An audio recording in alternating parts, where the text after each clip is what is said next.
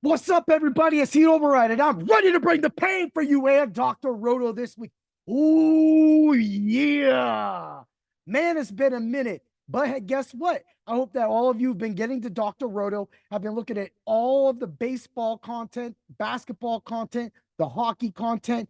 I mean, I just placed third place in my basketball league. So, hey, that's cool. I had an up and down year, I had some injuries happen, but my number one defending champion. Man, they are in it in hockey right now. So I mean, I just started. It's the rest of the year final, whatever it is. It's more than a week. So I'm gonna just go call it a 2 week matchup, right? And so it's me and my buddy who always seems to beat me in these games. But I am the defending champion. And I did that. And after I made this team, I went and I got the approval from Mark and Kick. And this team got to exactly where they should have. I had injuries go down too, man.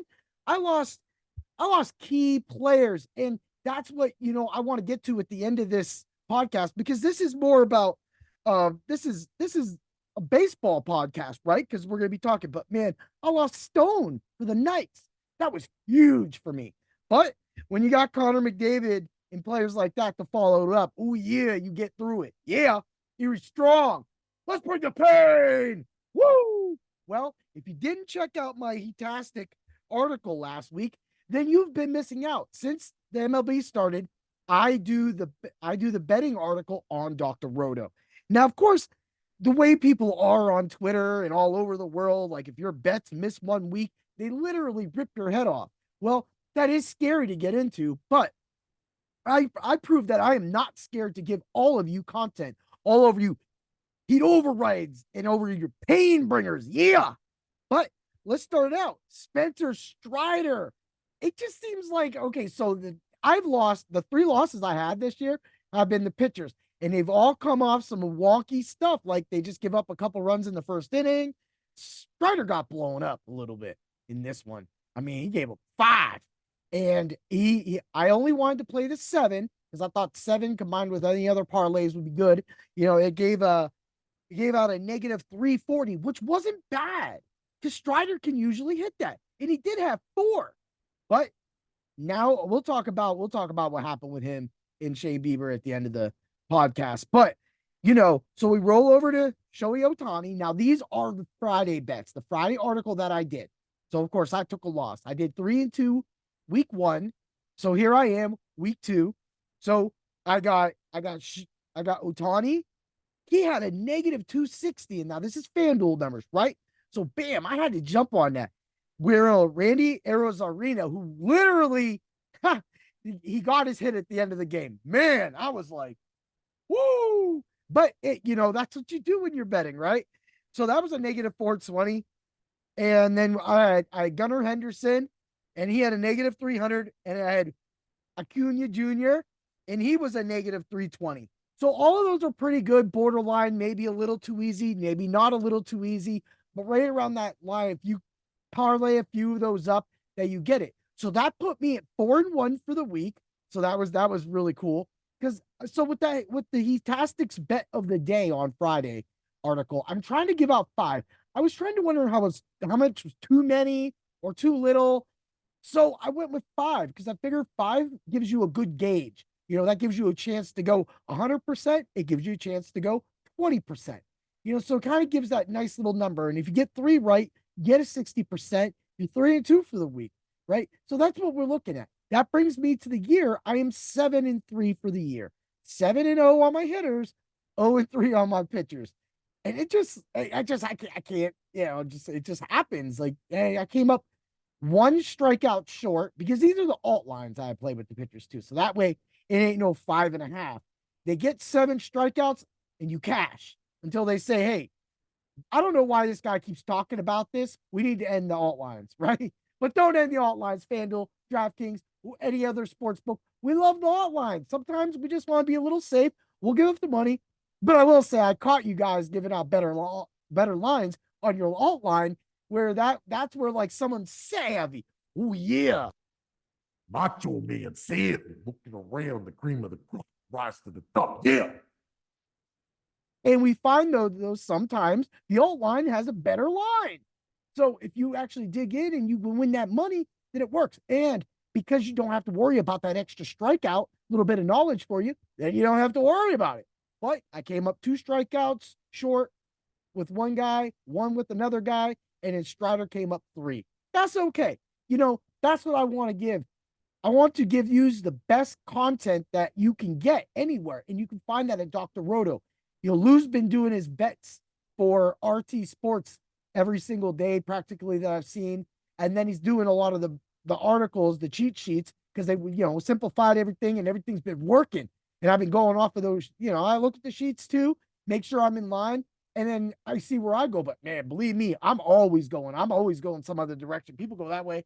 Whoop, I go that way. It's what happens. So I wanted to talk about that. The betting article is getting up. So look forward to that again on Friday. I've been getting them out really early because I've been able to attack those early games where it's been able to get us some good lines where the books aren't really catching up. Probably still sleeping because they're up 24 hours a day.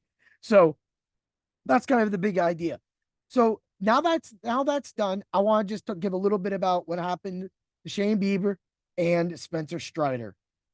We got some UCL joint tears. It's already been set in stone that Bieber is going in for Tommy John surgery. That sucks. He's literally their best pitcher.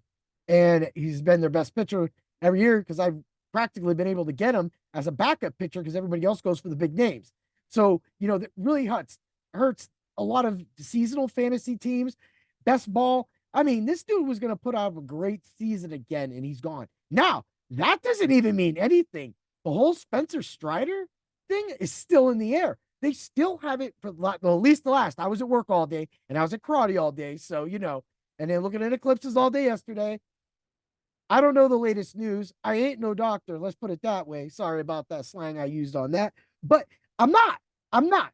And it's starting to look like Strider might have to have the Tommy John surgery too. Let's hope not. Like, if he needs a month off, 2 months off, I would take that. Atlanta's going to need him. So, especially if they want to, win the World Series or try, get there, he's got to. And if they don't, they're going to have to make a big trade before the deadline because this team is good. But at the same time, yeah, you literally lost what a lot of people, a lot of experts, a lot of fans believe is the best pitcher in baseball right now. So when you lose somebody like that, you just don't replace him. You can't replace him with the second or third or fourth best. Yeah, those guys are good, but this guy was entering like a lights out area. Like he was like Clayton Kershaw and Chris Sale. Like, Chris Sale just come out. And before you knew it, this dude had like 15 strikeouts. And you're like, what the heck? Every single time, he's going to get hurt. He's got 15 strikeouts, 20 strikeouts. Then he gets hurt.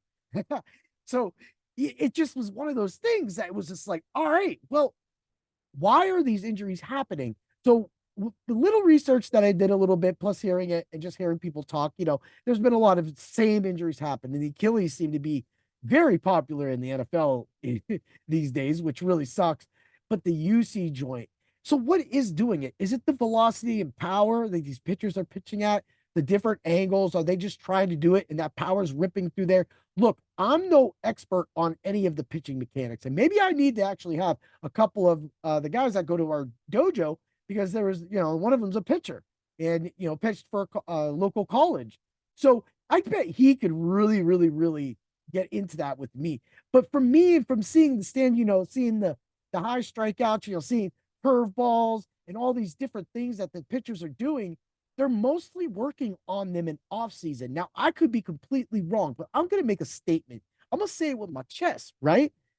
That these pitchers sometimes aren't giving their bodies enough time to work into that new pitch, right? So I do martial arts and I compete as a point fighter. And that means I have to make sure that I train like an athlete. I am an athlete. I've always been athletic all my life. And at the same time, multiple sports. At the same time, doing karate is the same thing. But if you think that I could just go, hey, I got 5 months off, I'm going to go down here and I'm going to work on a slider.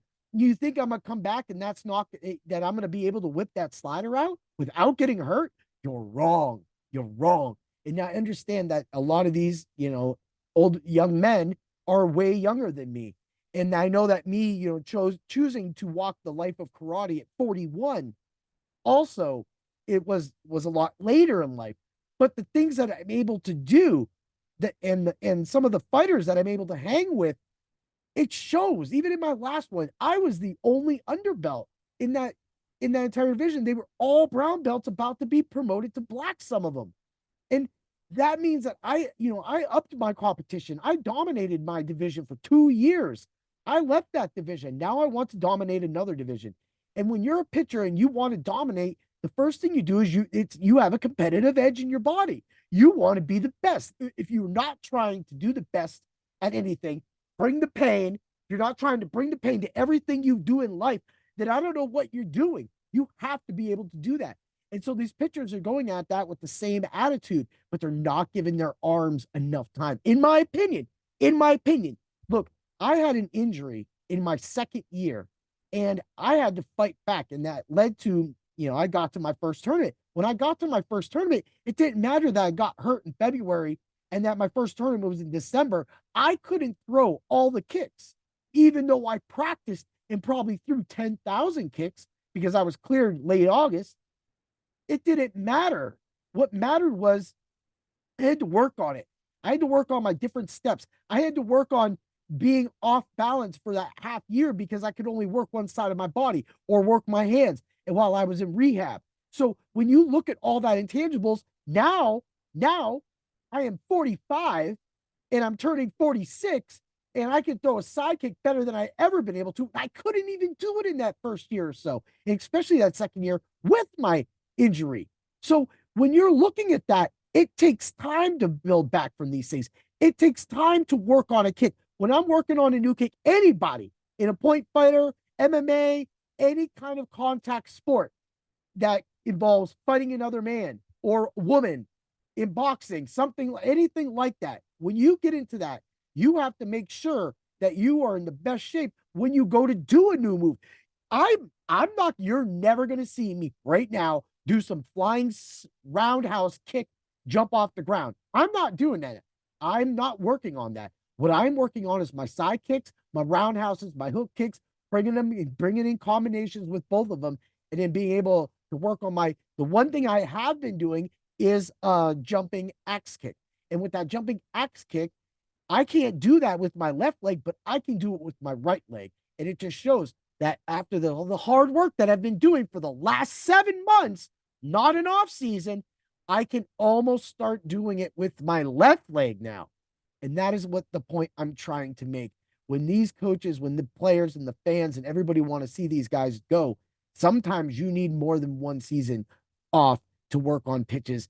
Maybe sometimes you need to give that arm a little bit of rest. That's what I do. I take those times off. I give my body rest. I choose my fights. And when I choose them, I make sure that I go into that fight 100%. Because just like any pitcher, just like anybody, we all want to win. So I wish luck. I wish Shane Bieber a healthy recovery, and I hope for the best of luck for Spencer Strider. Look, man, I hope you can come back this year. But if you can't, you take that time off, you rehab, you come back stronger. And whatever you work on, and you be consistent.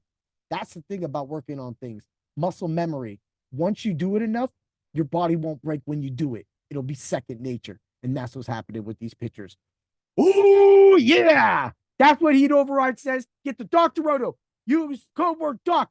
Get the DFS. Get the seasonal articles. Get into the subs only Discord. You will have so much fun talking with us, winning money with us, and seeing all the crazy little things they do. Man, Danger has this thing that's been going on all season for the PGA. He did like a whole seasonal PGA thing. Everybody picks their teams.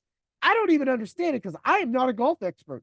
I got football, and we got a draft here in about 15 days.